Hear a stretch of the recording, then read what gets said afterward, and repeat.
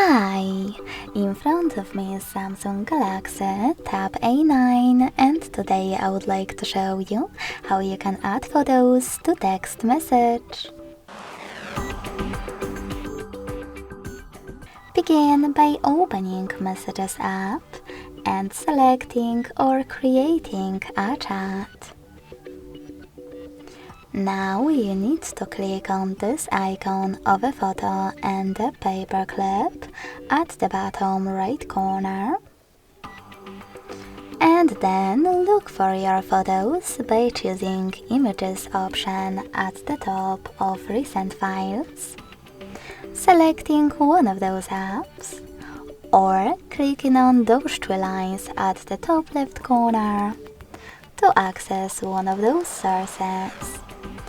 After locating your photo that you wish to attach, just hold it and click on Select at the top right corner.